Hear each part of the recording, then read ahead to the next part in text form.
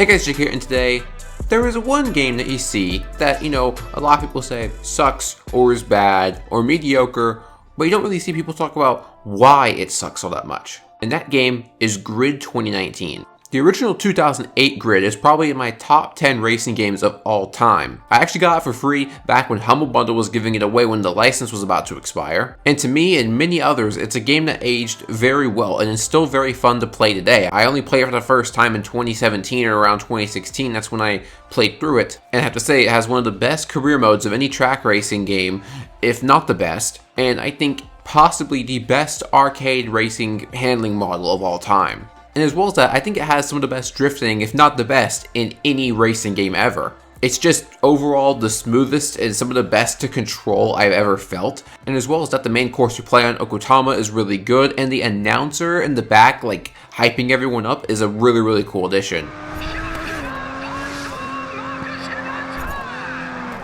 Anyways, there's a lot of things to like about the original 2008 Grid game. When Codemasters followed up with Grid 2 5 years later in 2013, it was met to quite a bit of mixed reception. The game was like the original in a lot of ways. It included a lot of the original cars, plus on top of that, it had a similar career mode, and in fact, the career mode was very, very strong in Grid 2 as well. The game also had a really, really cool looking aesthetic, and it was just very unique in my opinion.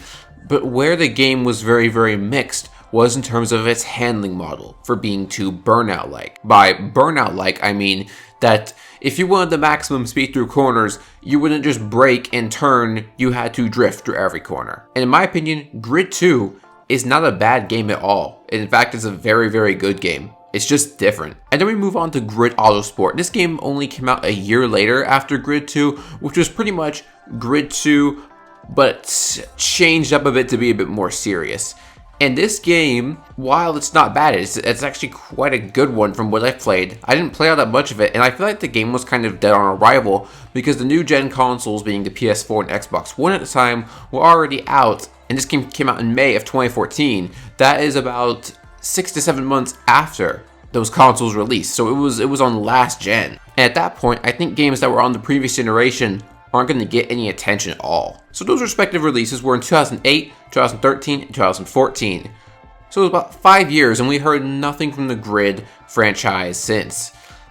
And then suddenly, Codemasters announces Grid 2019. It's an obvious reboot of the Grid series. It looks to be taking in elements kind of each one, but going for the main formula the first game set. Me and my friends were actually really excited at first since we loved the Grid games and there hadn't been one in so many years. And I remember a couple years before that, I really wanted a Grid 3. A few days later, gameplay came out and it looked to be very same in the previous titles. Not a lot of innovation or change going on here, but I just kind of reserved back and said, it'll probably be really good because it's Codemasters. But I didn't end up paying attention to the game much until launch. At launch, I didn't buy the game because I just wasn't super interested. It didn't seem to be really offering a lot of new things. And granted, a game doesn't need to be super new and revolutionary to be good, but it didn't seem like it offered that much different. It just didn't look all that interesting. Every now and then I did see the cool looking gameplay video of, wow, that looks super fun. But I just never really ended up picking the game up. But I had a feeling that it's probably quite good. However, I did see a lot of complaints, mainly about the career mode and the multiplayer. But before I get into what I can say about that, the game just didn't really look enticing enough for a $60 buy.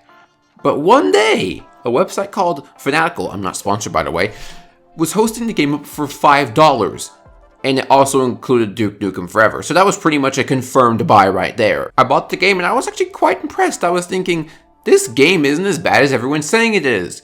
But at the same time, I also bought the game for $5. Over time, having the game for a couple months, I came back to it a couple times, and overall I've come to the conclusion that I wouldn't pay more than $10 for this game. Heck, I don't even know if I pay more than $5. $5 is a pretty good price for it. I know it's probably one of the worst comments you can say to a game developer if anyone from Codemasters is watching this, but that's kind of how I feel. The game is perfectly meh. It's so meh. It's not a bad game, but it's not a good game. If I had to sum it up, I'd call it perfectly mediocre. The game is fairly polished. It runs smooth.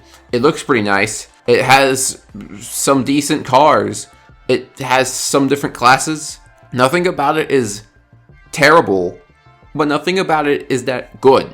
In fact, this is probably the most meh racing game I've ever played since The Crew 2, except The Crew 2 was probably more bad than meh. Everything about Grid is just in this weird middle spot. The car list is absolutely not amazing by any standard, but they have some neat ones. The career mode, it's not as non-existent as a simulator, but it's nowhere near as good as classic Forza or classic Grid. The handling model, it isn't the Ghost Games Need for Speed, but it also isn't Criterion Games quality or original Grid quality. Anyway, I think you get my point. Grid 2019 feels like if someone tried to take the Grid name and imitate it, but they didn't really get it right. The things to me that make Grid so great are things like the great career mode, and the sense of speed, and the atmosphere of being a racing driver. Grid 2019 does none of those things well. In fact, my very first disappointment when I played the trial on Xbox One was of just how slow the game felt. It didn't feel like a Grid game at all. Grid to me is notorious for feeling very, very fast. But Grid 1 and 2 really made your car feel like it was going at the speed that your speedometer said. With the camera, it would emphasize every bump and every move your car made, it felt like. Grid 2019 is like more games nowadays. It's just completely static. It doesn't move all that much. It's not a terrible camera by any means, like Fast and Furious Crossroads or Need for Speed Payback, but it's not a great one either. And then the career mode. For something that I highly praise the Grid game so much for, and for something that we used to see so often older racing games were great career modes, Grid 2019 takes one of those core parts of Grid and makes it lame. It is a lame imitation of what it tried to be. In fact, this feels like a blown up version of Project Cars 2's career mode. Project Cars 2's career mode consisted of this similar path system, but you could pick where you wanted to go and stuff like that, just like in Grid 2019. The only difference is that you could actually skip straight ahead to GT4 instead of playing with the Genettas at first. In Grid 2019, you can't skip ahead, but it's a very much pick your path thing. And while I understand games nowadays like to be really open-ended and give player choice, but at the same time, I think that makes it kind of boring. In Grid 1, a very well-liked mechanic was making your own racing team. It really made that racing driver atmosphere a thing. And at first, you didn't have your own racing team at all. You actually had to drive for other teams and make some money that way, and then you got a better garage and you could make your own team. It was super cool in my opinion. Grid 2019 feels like just another list of events career mode. Pretty much nearly every track racer has been really disappointing in terms of that lately. And it's sad to see the series with the best career mode being Grid go down to that level of mediocrity. Really, the only way to make the whole list of events enjoyable is make it like Gran Turismo Sport, where it's kind of fun to get all the golds on every event. That's why I actually enjoyed playing through that career mode, even though it actually has a similar format. It's just a list of events and, groups of events.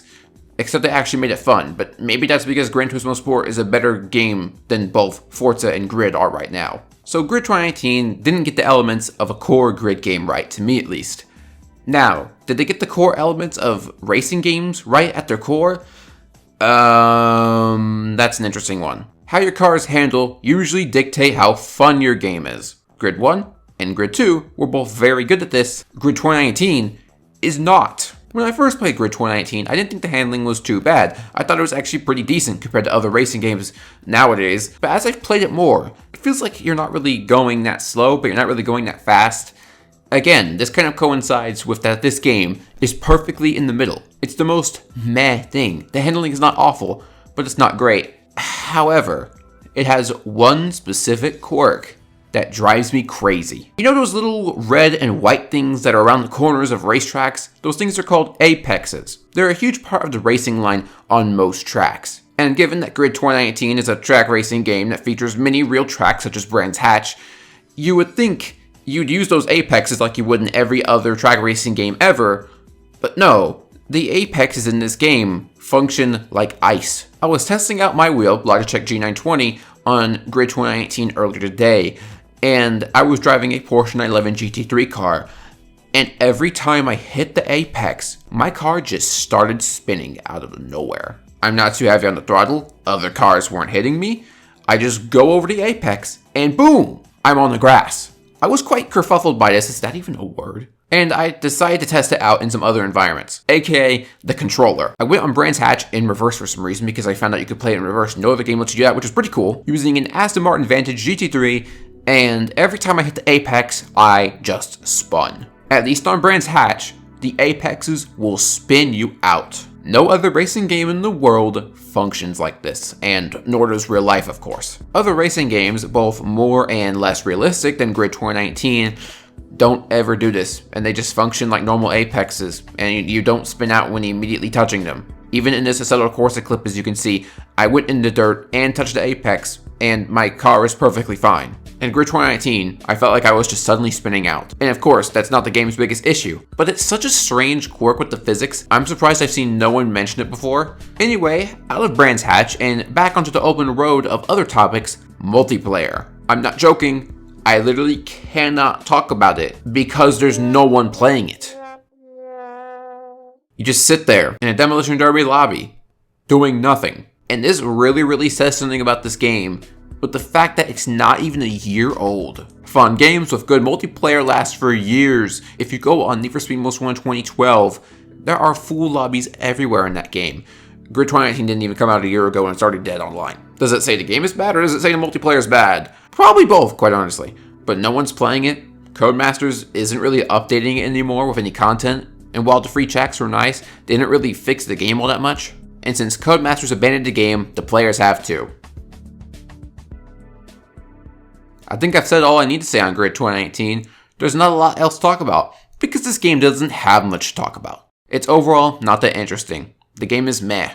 Perfectly mediocre. This game's existence is the only reason I really worry about Dirt 5 being good or not. Let me know what you think of Grid 2019 in general. Was it good to you? Was it bad to you? Was it meh to you? Did you ever get to play the multiplayer? Was it any good? And let me know if it's affecting your opinion on the upcoming Dirt 5 or maybe any other Codemasters titles you're looking forward to.